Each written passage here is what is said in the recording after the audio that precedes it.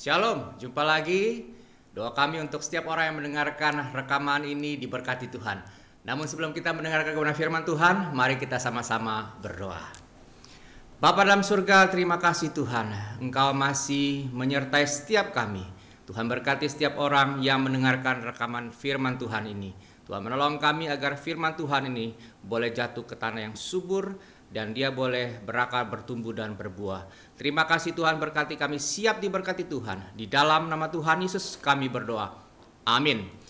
Doa kami untuk setiap orang yang mendengarkan firman Tuhan diberkati. Dan pada kesempatan ini mari kita sama-sama akan merenungkan kebenaran firman Tuhan.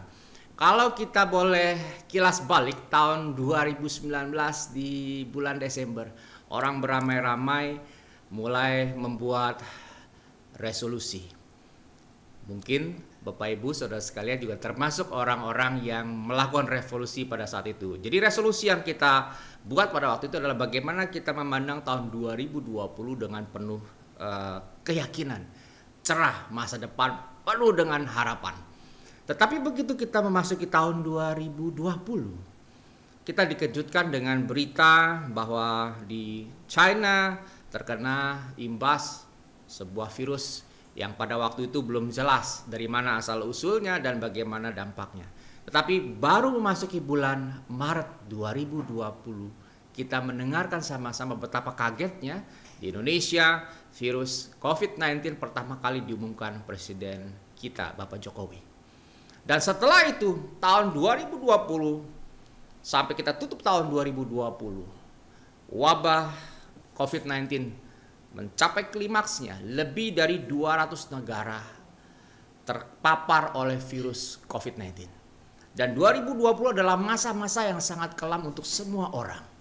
Tidak hanya bagi yang tidak percaya, termasuk yang percaya ke Tuhan. Dan kita bisa melihat dampak yang sistematis yang luar biasa. Mulai dari kita yang anak-anak yang bercita-cita, gantungkan cita-cita kita setinggi langit. Itu slogan yang kita selalu dapat ketika kita bersekolah. Dan mulai terlihat harapan itu mulai menipis. Ketika kita tidak bisa lagi berangkat ke sekolah, harus bersekolah dari rumah. Lalu yang punya cita-cita melanjutkan sekolah, mungkin mau ke jenjang yang lebih tinggi, bahkan mungkin kuliah di luar negeri, tidak bisa. Lalu kemudian kita yang bekerja, kita mulai melihat awalnya seperti wah enak ya liburnya libur panjang nih. Karena kondisi ini kita 2 minggu, 3 minggu, sebulan kita di rumah. Dari awal kita berharap ini liburan yang menyenangkan, tapi akhirnya menjadi liburan yang menakutkan. Kenapa? Mulailah karyawan-karyawati itu WFH. Ketika WFH ada pemotongan salary, pemotongan gaji, penghasilan berkurang. Dan lama-lama tidak ada lagi panggilan untuk masuk kerja. Ada pemutusan sepihak oleh karena perusahaan terkena dampak secara ekonomi luar biasa. Hari ini gereja pun mengalami dampak yang luar biasa. Pelan tapi pasti ditinggalkan oleh jemaatnya. Tidak bisa lagi ibadah seperti normal pertemuan offline. Para hamba-hamba Tuhan, para majelis pengurus, para tua tidak lagi bertegur sapa secara langsung. Akhirnya dilakukanlah pertemuan secara online. Orang yang tiba-tiba gaptek mendadak harus melek secara teknologi. Di satu sisi memberikan dampak yang positif, tapi sisi yang lain banyak sekali dampaknya. Ekonomi begitu terpuruk secara makro, secara mikro. Orang tidak lagi berhati-hati ketika ke pasar harus pakai masker, cuci tangan. Orang menjadi parno di mana-mana. Setiap hari orang membawa masker, membawa hand sanitizer. Hari kita bisa melihat 2020 itu begitu mencekam dan menakutkan. Dan kalau kita melihat tahun 2021, bagaimana? Masihkah ada harapan?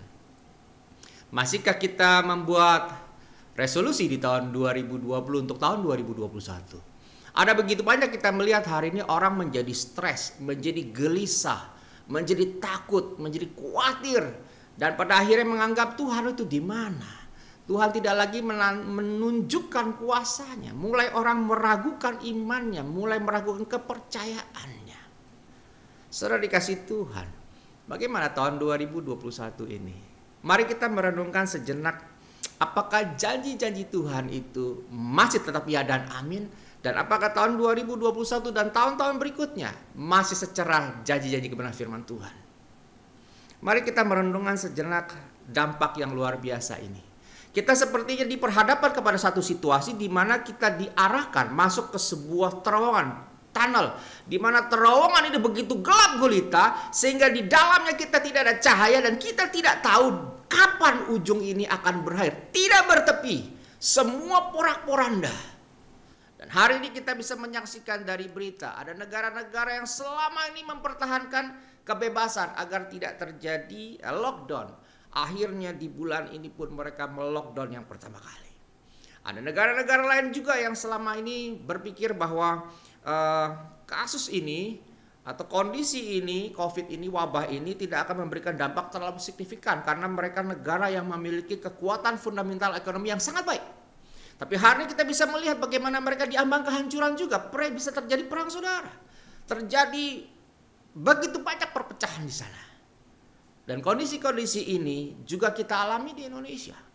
Dan bagaimana saudara sekarang hari ini sebagai anak Tuhan menyikapi kondisi yang demikian.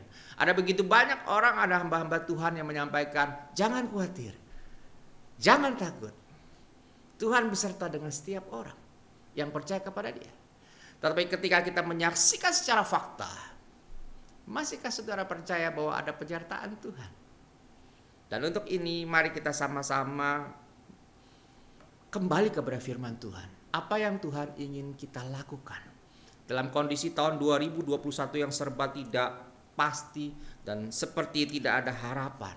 Tapi mari kita membaca sebuah firman Tuhan, suatu kebenaran yang akan membangkitkan semangat kita, yang akan membuat kita mengerti. Hari ini ada beberapa kelompok terbentuk oleh karena kondisi COVID-19 ini. Kelompok yang pertama adalah kelompok orang-orang yang tetap tidak percaya Tuhan.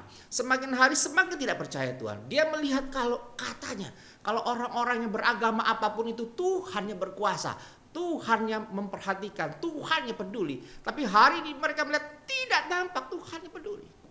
Ada lagi kelompok yang kedua, adalah kelompok orang-orang yang beriman, orang-orang yang percaya Tuhan.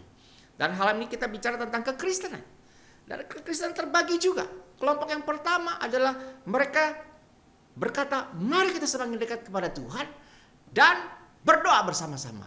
Berdoa apa? Berdoa minta Tuhan campur tangan, menyelesaikan masalah COVID supaya terbebas semua masalah di dunia ini yang serempak. Lebih dari 200 negara mengalami hal ini. Mereka bersepakat, yang tiba-tiba tidak pernah doa syafaat sekarang rame-rame doa syafaat.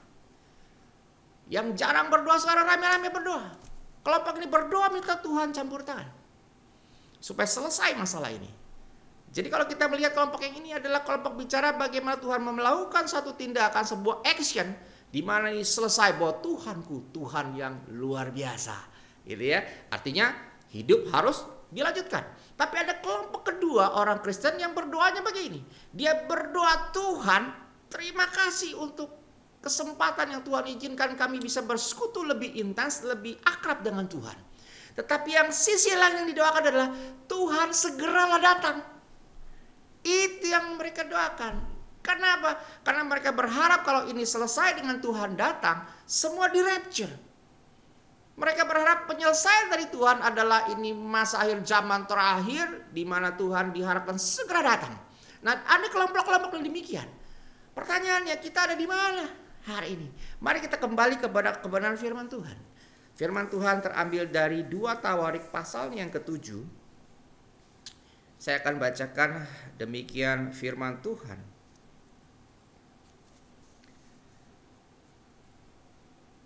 2 Tawarik 7 ayat yang ke-14. Dan umatku yang atasnya namaku disebut merendahkan diri, berdoa dan mencari wajahku, lalu berbalik dari jalan-jalannya yang jahat, maka aku akan mendengar dari sorga dan mengampuni dosa mereka, serta memulihkan negeri mereka.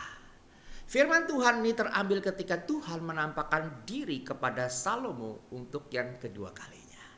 Nah, mari kita renungkan sama-sama hari ini. Kita mengalami masa-masa yang sulit ini tidak sendirian. Semua orang, semua negara, siapapun dia, apapun jabatannya, berapapun usianya mengalami kondisi yang sangat sulit ini. Dan ini yang pertama kali di dalam sejarah dunia, pandemi ini begitu masif dan massal. Ya, sampai lebih dari 200 negara itu suatu hal yang sangat-sangat luar biasa. Kesulitan makin besar terjadi, ya betul. Namun demikian, kalau kita mau hari ini datang sama Tuhan, mendengar dan mendekatkan diri kita kepada Tuhan, maka kita bisa mengambil satu hal yang sangat luar biasa yang Tuhan ingin nyatakan buat kita pada kesempatan ini. Apa? Yang pertama adalah, dan umatku yang atasnya namaku disebut. Ini yang kita lakukan hari ini, yaitu kita berdoa kepada Tuhan, cari Tuhan, cari kehendaknya, renungkan firman Tuhan, baca firman Tuhan. Dan ini yang kita lakukan terus. Kenapa? Karena Tuhan ingin kita berpaling hari ini dari keseriusan kita yang hari ini kita tidak lagi ingat Tuhan, kesampingkan Tuhan, Tuhan nomor 2 atau nomor 3 dan nomor yang selanjutnya. Tapi Tuhan ingin membalikkan semua itu. Semua umat Tuhan sekarang bersatu. Semua umat Tuhan menyembah Dia. Semua umat Tuhan mencari Tuhan. Semua umat Tuhan kembali dari dosanya, berbalik arah mencari Tuhan. Dan ketika kita melakukan ini dan namaku disebut, nama Yesus, kita mencari Tuhan, maka kita bisa melihat dan Tuhan berharap dari ayat ini apa yang kita lakukan sebagai manusia, yaitu berbalik dari jalan yang jahat. Saya tidak tahu apa yang kita kerjakan hari ini. Saya tidak tahu dari kejahatan apa yang kita lakukan hari ini. Mungkin saja hari ini kita terlampau banyak terlibat dengan intrik-intrik bisnis yang selama ini kita mendukakan hati Tuhan. Kita melakukan mungkin banyak penipuan-penipuan dalam kita melakukan bisnis, kita melakukan kecurangan-kecurangan yang kita anggap hal biasa saja, tidak seperti Ananias dan Safira ketika mereka hanya berbohong mengenai persembahan yang dipersembahkan, penjualan tanah. Dia langsung rebah dan nyawa dicabut oleh Tuhan. Tapi kita melihat, itu kisah perjanjian baru, nggak pernah kejadian lagi. Dan ketika saya mulai satu kali berbohong, nggak ada dampaknya. Loh, makin banyak diberkati. Makin terus diberkati, bisnis saya makin berkembang. Akhirnya menjadi satu kebiasaan. Dan kalau hari ini Tuhan panggil kita, menyadarkan kita, sandangan telinga kita, hati kita, dan kembali. Tuhan mengharapkan kita semua kembali kepada Tuhan. Itu yang Tuhan inginkan dari kita, setiap kita hari ini. Tuhan mau melakukan sesuatu untuk setiap umatnya. Pertanyaan hari kita sering juga berdoa begini, bagaikan bejana siap dibentuk, demikian hidupku di tanganmu. Seringkali pujian ini berlalu begitu saja. Benarkah kita menyerahkan diri kita mau dibentuk oleh Tuhan, diproses oleh Tuhan? Dan ketika pandemi ini menghantam bisnis kita, menghantam keluarga kita, menghantam ekonomi kita, menghantam pendidikan kita, menghantam sosial media kita, baru kita jerit, no way out, tidak ada solusi, bagaimana? Dan ketika kita bersatu dan kita mulai belajar mendengarkan suara Tuhan, kita mulai diingatkan kebenaran firman Tuhan, pentingnya mesbah keluarga, pentingnya menyembah Tuhan, pentingnya memuji Tuhan, pentingnya kita juga merenungkan firman Tuhan. Mazmur 1 ayat 1-3, renungkan firman Tuhan ibarat pohon ditanam di tepi aliran sungai. Dan kita mulai terus diingatkan, kita mulai mengalami kasih mula-mula yang Tuhan izinkan terjadi bagi kita, yang kita selama ini kita lupakan. Di tahun 2021 di awal bulan Januari ini, mari kita sama-sama kembali kepada Tuhan dan kita melakukan sesuatu di hadapan Tuhan. Apa yang kita dapatkan dari 2 Tawarik 7 ayat 14 ini, yang pertama adalah, maukah kita hari ini diproses oleh Tuhan, dimurnikan oleh firman Tuhan? Kalau kita mau, maka ada perubahan yang Tuhan izinkan kita akan alami bersama dengan Dia. Pengalaman bangsa Israel, perjalanan mereka mengalami mukjizat Tuhan, mengalami pengalaman rohani bersama dengan Tuhan, karena mereka mau mengikuti dan tunduk kepada apa yang Tuhan instruksikan atau Tuhan ajarkan. Dan lewat Musa misalnya, lewat para nabi, maka mereka menundukkan dirinya. Ketika mereka melawan Tuhan, mereka bisa melihat dampaknya seperti apa. Dan hari ini di tahun 2021 masih ada harapan, masih ada pengharapan, dan kepastian itu Tuhan berikan buat setiap orang yang mendengarkan kebenaran firman Tuhan ini. Yang pertama kita belajar dari 2 tawarik ini adalah, maukah kita diproses Tuhan, dimurnikan Tuhan. Kalau sudah diproses, dimurnikan, akhirnya yang Tuhan harap kita menjadi dewasa. Didewasakan oleh Tuhan. Yang kedua adalah kita belajar adalah, mau nggak kita menyediakan hati kita untuk kita legowo, mau belajar. Kita sediakan hati kita. Selama ini kita berkeras hati, kita cuek aja, kita merasa aku bisa kok Tuhan, tanpa Tuhan. Sehingga ketika kita ke gereja, kita hanya sebatas melakukan ritual biasa aja. Setiap hari Minggu kita datang ritual. Datang ibadah, tepuk-tepuk tangan, nyanyi gitu-gitu, lalu kita kasih persembahan, pulang selesai. Hahaha dengan teman-teman sepelayanan, atau kita bercengkerama sejenak bicara dengan sahabat, jemaat, begitu. Setelah kita pulang. Maukah hari ini kita menyediakan hati kita untuk belajar? Karena ketika belajar ini Tuhan akan bentuk kita. Bagaikan bejana, kalau kita mau dibentuk, diajar oleh Tuhan, maka kita perlu menyendengkan telinga kita dan hati kita dengar baik-baik kebenaran firman Tuhan. Dan kalau kita mau melakukan hal yang kedua, hal yang ketiga, kita perlu jujur pada diri kita sendiri. Maukah kita diintrospeksi oleh Tuhan? Bahkan Tuhan bisa pakai lewat orang lain. Introspeksi itu penting sekali, karena terkadang kita merasa kita udah ngerti firman, kita udah bisa kok, kita udah bisa renungan, menggali firman Tuhan, kita bisa menyiapkan renungan firman Tuhan, bahkan kita sudah bisa menyampaikan firman Tuhan. Kita merasa sudah lebih, udah cukup deh. Kalau kita hari ini mau jujur dan mengizinkan Tuhan mengintrospeksi kita lewat Roh Kudus mentegur kita, maka kita akan melihat tahun 2021 ini. Dan tahun di mana ada pengharapan, ada harapan buat setiap orang. Lalu poin yang keempat adalah bagaimana kita bisa menaruh iman kita kepada Kristus. Iman ini penting sekali kita taruh kepada sau yang tepat. Kristus adalah saunya. Maukah kita menaruh, kita punya iman kepada Dia? Artinya kita hidup hari ini bukan semata oleh karena kemampuan kita. Tuhan mampu kita, berikan kita hikmat bijaksana. Namun demikian kita perlu Tuhan untuk melangkah hidup. Kalau kita bekerja hari ini, mungkin kita merasakan bahwa ada sebagian yang berubah, bisnisnya berubah menjadi bisnis digital. Hari ini begitu banyak seminar yang mengarahkan banyak orang untuk mengubah bisnisnya ke bisnis digital. Sehingga orang-orang hari ini belajar untuk lebih tahu bagaimana memanfaatkan teknologi hari ini. Betul, dan itu tidak salah. Dan kalau kita punya hari ini bisnis online, maka kita bisa melihat bahwa orang yang tidak kita kenal, orang yang tidak kita tahu siapa dia, tiba-tiba bisa masuk, lalu kemudian bertanya kepada kita dan terjadi transaksi. Perubahan sedang terjadi. Jadi kalau kita mau menaruh iman kita yang teguh kepada Tuhan, maka percayalah Dia akan memberikan kita bukan hanya sekedar damai sejahtera, dan Dia mencukupkan segala kebutuhan kita. Dan janji Tuhan ya dan amin. Dia selalu memberikan kita jaminan yang luar biasa. Pegang baik-baik kebenaran firman Tuhan. Dan yang terakhir yang kita mau renungkan dari 2 Tawarik 7 ayat 14 ini adalah, ketika Tuhan berkata, saya bacakan sekali lagi di bagian B-nya, ayat 14b, maka aku akan mendengar dari sorga dan mengampuni dosa mereka serta memulihkan negeri mereka. Pertanyaannya adalah, maukah kita hari negeri kita Indonesia dipulihkan Tuhan? Kalau mau ambil bagian dengan tekun, dengan sabar dan percaya, terus berdoa kepada Tuhan. Mohon pertolongan Tuhan untuk negeri kita, untuk bangsa kita. Yang biasa selama ini kita tidak pernah berdoa untuk bangsa kita. Kita jarang sekali berdoa untuk gerejanya. Kita jarang sekali berdoa untuk banyak orang sekeliling kita. Perhatikan dengan baik. Bukankah di awal tahun 2021 ini menakutkan sekali? Kenapa? Kita bisa melihat di sini ada mulai orang-orang yang memberikan cenayang, kira-kira begitu ya. Wah, nanti ada kecelakaan pesawat, logonya merah, biru, dan sebagainya, dan sebagainya, dan sebagainya.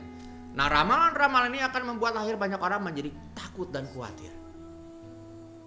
Nah, lalu kita didera dengan kejadian apa? Ada musibah, bencana alam, ada banjir yang terjadi, ada gempa bumi. Ya, kejadian di darat, laut, dan di udara hari ini menerpa di awal tahun 2021. Dan itu akhirnya menyebabkan banyak orang menjadi sangat takut hari ini. Apakah saudara juga mengalami ketakutan yang sama? Hari ini belajar bagaimana Tuhan menampakkan dirinya kepada Salomo. Maukah kita hari ini diproses Tuhan, dimurnikan Tuhan? Dan ketika kita terus mencari Tuhan, dan ketika kita mempercayakan kepada Tuhan seluruh hidup kita, percayalah, Ayub saja satu lembar rambutnya pun tidak disentuh oleh iblis ketika Tuhan tidak izinkan. Hari ini kalau kita mau sabar, mau tekun, dan mau percaya kepada Tuhan, biarlah Tuhan membentuk kita. Maka iman kepercaya kita tidak akan pernah sia-sia. Kesungguhan kita mengikut Tuhan, ketekunan kita mengikut Tuhan, merenungkan kebenaran firman Tuhan, itu memampukan kita melewati tahun 2021 ini. Ada harapan, ada pengharapan, dan ada kepastian di dalam Tuhan. Karena Tuhan akan menyingkapkan kepada setiap kita bahwa Ia adalah Allah yang hidup. Sehingga dengan demikian kesimpulan tahun 2021 ini kita akan menghadapi 3 hal. Iman, pengharapan, dan kasih kita itu akan makin kuat. Iman kita yang tadinya lembek begitu ya, sekarang kita mendekatkan diri kepada Tuhan, minta Tuhan bentuk, dengar kebenaran firman Tuhan, merenungkan kebenaran firman Tuhan. Iman kita gantungkan kepada Kristus, maka iman kita akan bertumbuh. Ketika persoalan yang keras menghadapi kita hari ini, kita tidak akan mundur selangkah pun karena kita tahu Tuhan beserta dengan Dia. Allah yang dahsyat itu menyertai hidup saudara dan saya. Iman kita bertumbuh di tahun 2021 sehingga pengharapan itu menjadi kepastian dan memiliki setiap orang yang percaya kepada Tuhan. Jadi ini adalah milik kita semua yang percaya kepada Kristus. Allah yang disembah oleh Abraham, Ishak, dan Yakub. Janji yang sama, ya dan amin. Ada begitu banyak ribuan janji yang Tuhan berikan buat setiap orang. Dan hari ini janji itu pun berlaku untuk setiap orang.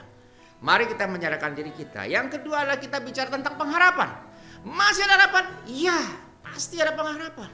Di dalam Tuhan ada begitu banyak peristiwa yang membuat kita takjub akan penyertaan Tuhan. Bagaimana Tuhan campur tangan.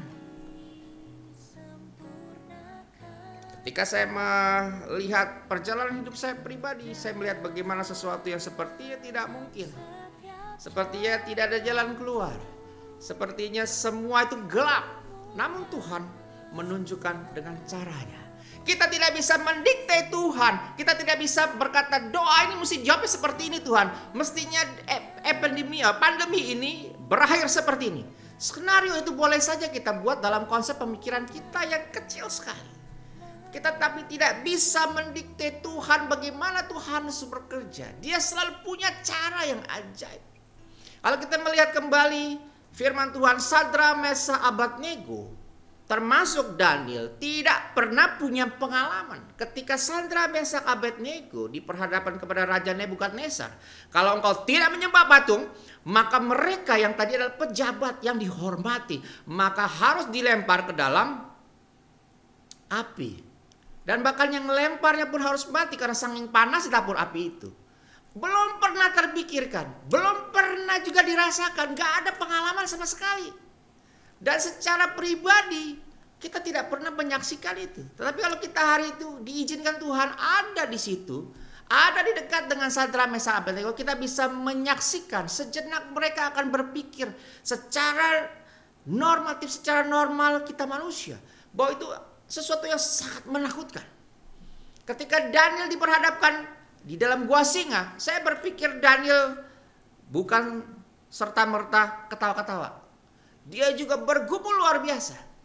Ketika seorang Abraham diminta Tuhan mempersembahkan Ishak, itu juga bukan suatu pergumulan yang mudah. Kalau boleh Abraham ngomong, kok Tuhan kalau boleh cara lain boleh enggak? Tidak pernah terpikir oleh Abraham bagaimana cara Tuhan menggantikan korban sembelihannya itu. Tidak pernah terpikir. Sadra, Mesak, Abednego pun tidak pernah terpikir bagaimana cara Tuhan melepaskan mereka dari maut, dari kobaran api itu. Gak pernah terpakai.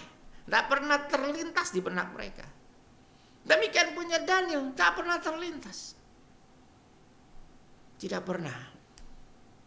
Kalau Musa kita melihat hal yang berbeda. Ketika Musa Tuhan tunjuk memimpin bangsa Israel, Musa tuh bilang, gimana Tuhan ini bangsa tegar tengkuk, bangsa yang susah, bangsa yang auban. Tapi Tuhan kasih clue, Tuhan kasih tunjukkan kuasanya, masukkan tanganmu ke kantong, keluarkan, wah, masuk lagi, normal. Jadi Musa tahu, wah Tuhan pasti melakukan sesuatu. Sadrak, Mesak, Abednego tidak ada sejarah Alkitab mencatat. Jadi pengalaman pertama itu sangat menakutkan bagi mereka. Hari ini COVID-19 pengalaman pertama buat seluruh negara mengalami epidemi, pandemi yang begitu masif. Tidak pernah terjadi dalam sejarah dunia. Dan hari ini engkau dan saya berkata, ini bagaimana? Jangan pernah kita mendikte Tuhan. Tapi kita percaya Tuhan punya cara.